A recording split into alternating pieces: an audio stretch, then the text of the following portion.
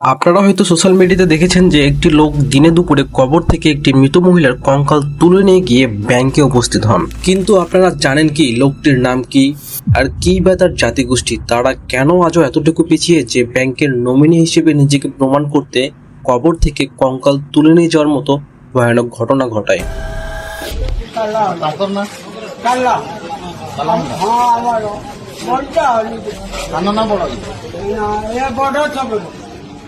বন্ধুরা, ঘটনাটি ভারতের ওড়িশা রাজ্যের।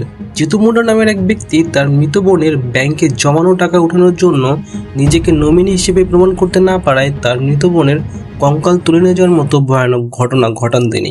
শুধু জিতু মুন্ডা একা নন যে এমন হয়রানির শিকার হয়েছেন। এই ভারতীয় উপমহাদেশে এমন অনেক জাতি আছেন যারা প্রত্যেক দিন কোনো না কোনোভাবে এরকম হয়রানির শিকার হন।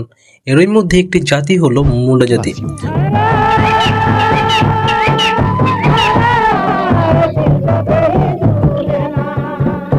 বন্ধুরা, আজকে আমরা জানবো মুন্ডা জাতির ব্যাপারে, তাদের সৃষ্টি, সংস্কৃতি আর ইতিহাস। লিখিত ইতিহাসের মতে মুন্ডারা এই ভারতীয় উপমহাদেশে এসেছিলেন দক্ষিণ পূর্ব এশিয়া থেকে। তবে তাদের মধ্যে মানুষ সৃষ্টির আলাদা ইতিহাস প্রচলিত আছে।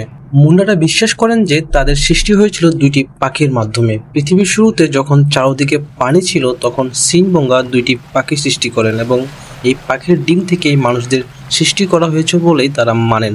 মুন্ডা এবং সাঁওতালদের মধ্যে অনেক মিল রয়েছে। যারা সাঁওতাল জাতিদের সম্বন্ধে জানেন না তারা আমার এই ভিডিওটি দেখতে পারেন। ভাষাগতভাবে মুন্ডা জাতি অস্ট্রিক জনগোষ্ঠীর অন্তর্ভুক্ত। মুন্ডাদের রয়েছে নিজস্ব ভাষা, সমাজ ব্যবস্থা ও নিজেদের স্বাধীন ধর্ম। মুন্ডাদেরকে সুপ্রিম জাতি হিসেবেও ধরা হয়, কারণ মুন্ডা জাতি প্রায় 13টি উপজাতিতে বিভক্ত হয়েছে, যার মধ্যে কয়েকটি হলো খাড়িয়া মুন্ডা, মাহালি মুন্ডা, ওরাও মুন্ডা, বিহার মুন্ডা এবং মানকি মুন্ডা।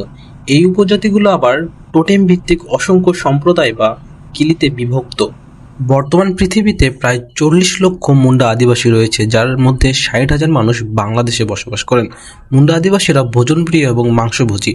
আদিকাল থেকেই তারা জঙ্গলে বসবাস করতেন। মানব সভ্যতা যখন জঙ্গল ছেড়ে শহর কেন্দ্রিক হয়ে ওঠে তখনও এই আদিবাসী সম্প্রদায় জঙ্গলেই থেকে যান, যার কারণে আজকের দিনেও আমরা দেখি যে তাদের মধ্যে শিকার করার সংস্কৃতি পাওয়া যায়। বাংলাদেশের রাজশাহী, রংপুর, সিলেট ও খুলনা জেলায় মুন্ডা আদিবাসীরা বসবাস করেন। মুন্ডাদের রয়েছে নিজেদের বিচার ব্যবস্থা। গ্রামের ছোটখাটো বিচারশালী সহ গ্রামের নিয়ন্ত্রণে থাকেন একজন গ্রাম প্রধান, যিনি পুরো গ্রামকে পরিচালনা করে থাকেন। মুন্ডারা প্রধানত প্রাচীন ধর্ম অ্যানোনিজমের অনুসারী, তবে এখনকার দিনে প্রায় মুন্ডা জাতি খ্রিস্টান ধর্মে কনভার্ট হয়েছেন। পুরো পৃথিবীর আদিবাসী সম্প্রদায়ের পিছিয়ে পড়ার কারণ হলো ভাষাগত জটিলতা। বাংলাদেশের প্রেক্ষাপটে যদি আমরা দেখি, বাংলাদেশের কারিকুলামগুলো সাজানো বাংলা এবং ইংরেজি ভাষায়।